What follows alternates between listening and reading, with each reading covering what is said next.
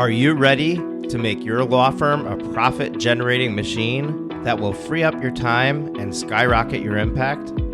With more than 2 decades of business growth experience and having proven that you can be successful while prioritizing your family and your impact, introducing the Profit with Law podcast. I am your host, the creator of the Firm Differentiator 10X Effect, Moshe Amsel. Welcome to the Profit with Law podcast. I'm your host, Moshe Amsel, and today I have a bonus episode for you. We're releasing a little teaser from our previous Law Firm Growth Summit, and today it's Seth Price talking about LSA's cheap cases, get them while they last. And even though this is from our 2021 event, this topic is still very relevant. LSAs have not, although there is competition now in that area, they still haven't become saturated, and you're going to love the excerpt from this episode. Now, our Law Firm Growth Summit is coming up in less than 2 weeks, and if you listen to episode 342, the previous episode before this, you will have already registered. But if this is the first episode you're listening to about the Law Firm Growth Summit, just want to share some highlights with you. It's a virtual conference. It's absolutely free to register, and we bring over 30 industry leaders and experts, influencers to the stage to share what's working now, what are the strategies that you need to know about, what do you need to do to implement in your law firm to make 2023 your best year ever. And what we did really cool this year is we tracked the content based on law firm size. So we've got startup 0 to 250K in revenue. We've got expansion from 250K to 2 million in revenue, and legacy creator in excess of 2 million in revenue. Now, those are just guidelines of, where we centered the topics around, but the reality is you get to choose where you want to be. The sessions, all of them are absolutely free. You can join any which one you want. So even if it's, you're in the startup phase, but there's a topic in the legacy creator phase that you really think is relevant to you, you can go and attend that session. There's really no reason not to join us. It's December 5th to the 7th. It's 3 days.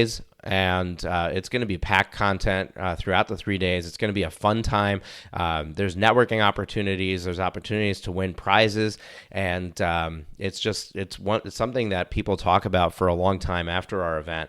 It's not your typical "let me join a Zoom webinar" kind of experience. You really need to be there to experience it and to understand what it's like. And I invite you to try it out. To join us, go to lawfirmgrowthsummit.com/podcast, lawfirmgrowthsummit.com/podcast, and join us at the Law Firm Growth Summit 2022. We're excited to have you there. And here is a snippet of Seth Price's talk from 2021, LSA's cheap cases, get them while they last. So technical SEO, the coding, the link building, very important, content strategy, and your local. So technical, we'll start with that of those 4 areas. The optimization, this is the stuff that goes on behind the scenes. So it's kind of unfair to start with this because these are the things that for most lawyers, at least desirous. It's making sure that the Google bot can read your website in a way that allows for it to understand what's there, just like a human that goes through. We can't just put pages of content the way we want to have a human see it, but Google has gotten so good over the last few years that they're able to figure it out, but they're testing for things. How fast does your pages load? Do you have a description that tells you what this page is about? Title tags, that's not new, but schema markup's more recent, making sure that every ability that you have to tell Google what's going on that you use and take advantage of.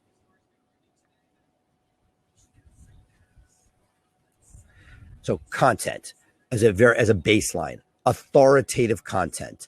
That is what's going to differentiate you from somebody else. Figuring out how do you create stuff. As Barry talked about in the chat, he's really big with YouTube. whether you use YouTube videos and transcribe them, whether you use print content. The idea is to have things that both answer people's questions, but also are sticky for the people to stay on page. So in a perfect world, if you have the resources, what I love is getting away from a blog format where you just put interesting articles, but rather written content about all the different things you want to be found for, supplemented with videos the way that Barry or Jerry Oginski is doing, and using that so you get people to the page. The Google bot is coming by and finding this information, but once the user gets there, Google's going to say, hey, people are there and they're sticking to this content because you're giving them either answers to their questions or information that is rich and is relevant to their search query versus stuff that is not relevant to their search queries where they're going to bounce. The idea is to create the content that is most sticky.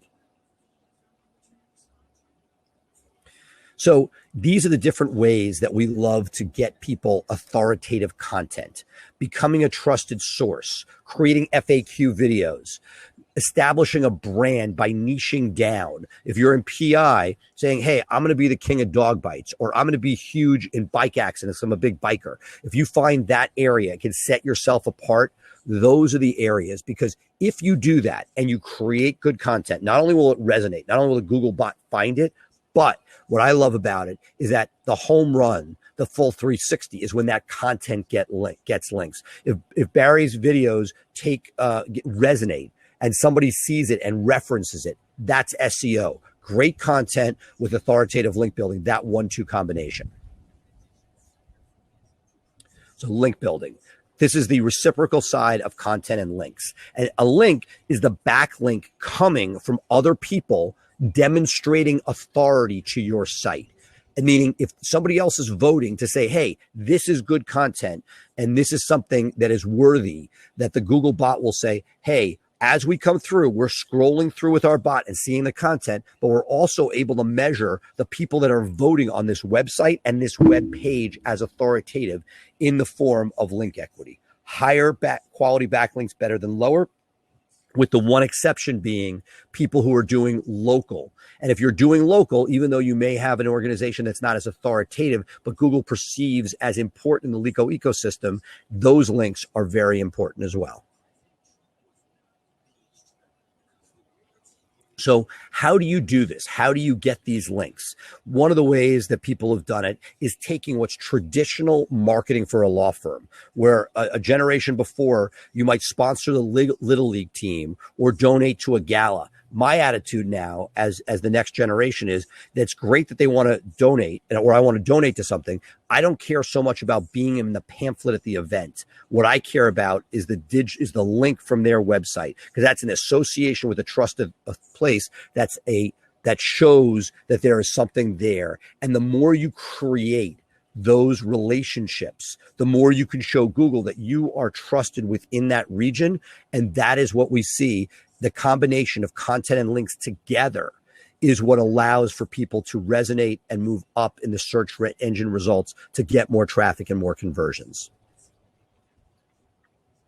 So local search, this is the fourth of the 4 legs of the pillar. And this is where we're starting to move into what we'll talk about in a moment, which is LSAs, right? So it's everything we just talked about, the organic search, content, links, technical, right? But now Google My Business and looking at things like reviews, pictures on those on your Google My Business, finding these local links that come in and doing everything you can to demonstrate you are the best local answer. Something Nalini talks about when she lectures is using the example of like pizza near me. Like you just need the closest darn place that gets you hot pizza. But with a lawyer, there's a little bit more leeway. And so for here, we need to show for a region what is the best possible answer. And that is why we're doing everything we can to sculpt the results to give people that very positive, popular outcome that, hey, we have the content, we have the links, and now locally, we have reviews and we have local links all pointing together to demonstrate that you're the best answer to get part of that very valuable map pack of 3. And the Google My Business is that interface. And the reason that this is about to be important is the reviews that for a long time were important for local search and for 3-pack optimization, we are now seeing as we move into this local service ad world that lawyers have now been open to. So we have all this information in the 3-pack in the GMB. We want to continue to fill this and take advantage of every bell and whistle, whether it be post, whether it be pictures, whether it be video. We want to be as rich as possible. Google likes this. It's their real estate. Let's take advantage of it. And as you start to go through life, you see more and more places where people are basically making buying decisions in hotels directly from the GMB. Google wants to see, hey, if we can get somebody a GMB result, which is our real estate, and they make a phone call, and that gives them a good positive result, that 360, that closed loop is something Google loves. And we want to make sure for us and our clients that we are able to provide that information so that it's a great user experience and that the Google platform is fully utilized. So here is the cause celeb, local service ads. This is something that right now it's been rolled out for about 6 months in legal. In the poll, how many people here have actually tried and used LSAs or been verified? Love to get that feedback because, right now in the B2C world, and everything I speak about is the business to consumer world, right? So Tara, Salt Lake City, family law, great space. So everybody who is utilizing LSAs, it is the area that appears above the 3-pack. It's a pay-per-call model. It's not per click. And the idea is that you can go through a screening process where you give your malpractice insurance, your bar information. And once you pass it, there's a green check mark at the top. Really valuable real estate. And right now, for the foreseeable future, I would say foreseeable, but for the moment, I should say, we are now at a point where these calls are extremely cheap.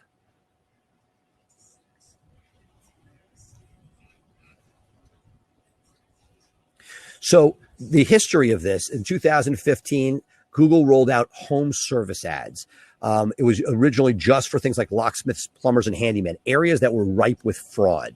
I was out visiting Google at the mothership a couple of years ago, and this was all the rage. They're trying to find out ways to find out how can they both give a good user experience to people within those spaces as well as make some money. And there was a lot of problems. If you ever search for locksmith online, there is so much so many bad actors out there that these LSAs, or before home service ads, became really important at sculpting that world. Personally, as they've moved into legal, and we could talk about that in the next slide, we are able to basically see that what has happened is that Google is saying, hey, we see an area for money. Now, generally in legal, there's not a lot of lead services that are breaking into the organic up there. But what they're doing is saying, hey, we want to make sure these people are legit. I don't buy that argument. But what they're doing, as you see, is these 4 different areas. You got business name, you have the number of reviews, the hours and availability,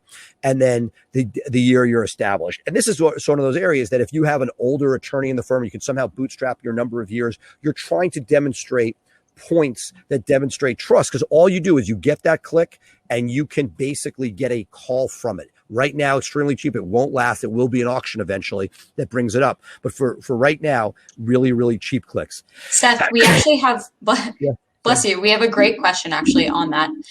So Tara says, I'm approved and ready to use LSAs, just trying to figure out a good budget. I heard you should do both LSAs. Thoughts? My thought is, have you done PPC before? And if you haven't, I would say start with just LSAs. It is such a bargain right now. Calls are not that much more, if at all, than a click. So right now, until they raise the price, you really want to maximize the exposure on LSAs. It's great you went through the process. Larger firms have had a little bit of a stickier time because there's more things to approve, whereas smaller firms very often can fly right through. But right now, and we're going to talk about this in a minute, much of the monetizable traffic is coming through the calls. So it's kind of academic. You can diversify and put stuff in both. The clicks aren't seeing as much because the LSAs are cannibalizing that traffic for now. Excellent.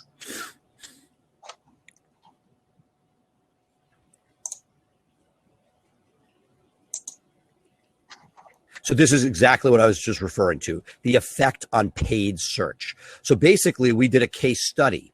And what we saw pretty clearly to date, and again, Google wants to make more money, so I assume at some point they may push more into the organic section. But what we have seen repeatedly is that the PPC ads have been hit hardest by the LSA into the market. By rolling out LSA, what we've seen is the impressions for the number of clicks that you're getting dramatically decreased from traditional PPC Google AdWords, or Google Ads as they call them now, and that where that traffic is going is it's going to LSAs. That's why it's such a hot spot. It's new, it's shiny. It's actually a very neat conversion factor.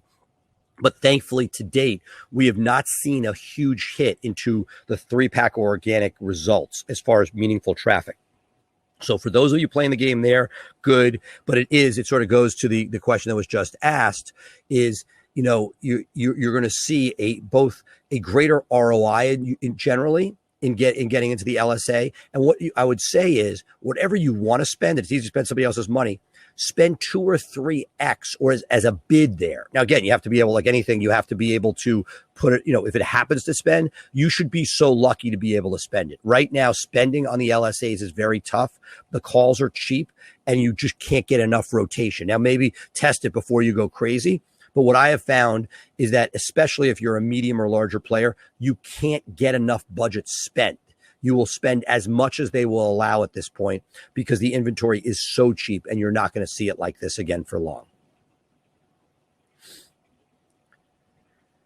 And, you can really see that when you see these great pictures up there, people are like, okay, I'm going to click here. I see some ads, which are more clearly labeled as ads. One of the things that I've been displeased with Google about is they say do no evil, but they historically have made the ads very difficult to tell the difference between an ad and organic. The fonts are small, the coloring is vague. And so here, for the first time, it's more apparent, hey, there's something. People may not even realize they're ads at the top, which is why they're going to get good click through. But the ads become less desirous because they're sandwiched between two more desirous opportunities of the LSAs and the 3-pack below. So the legal rollout. Let's talk about that for a moment. So the legal rollout started back in San Diego and Houston in 2019. This is sort of right after I visited Google, and they basically said, hey, we're going to test these smaller markets in trust and estates and immigration. What we saw was by the nationwide rollout happened during Q3 of 2020. And it's basically all of the B2C and a couple of the B2B areas. And it went from being, they changed the nomenclature to Google Screened. And, again, a little bit of a pain. And if it works, it's great. And you're all happy. I've had friends in Connecticut where they got turned down and it turned out, the bar association they said they weren't a member of was a voluntary bar. It's clunky. It's being outsourced. It's not Google at its best, but they're going to muscle through it. And you have to sort of play along. So the fact is, my hope is that, and it would make sense, that the Google Screen checkmark will eventually migrate its way into the 3-pack. And so to me, even if you don't want to be doing Google ads, which right now in most practice areas are desirous, there's some people that are having a hard time, like at a trust and estates where the dollars are all low dollar people and you're not a low dollar person. I've seen that happen. But generally, these are really cheap calls. And if you're set up to screen them out effectively, the ROI is certainly there for the time being. Thank you for tuning into the Profit with Law podcast. Your feedback is extremely valuable to us, as well as helping us reach more people with this valuable content. Please leave us a rating and review in your favorite podcast directory. Join us again next time when we are back with even more strategies to profit with law.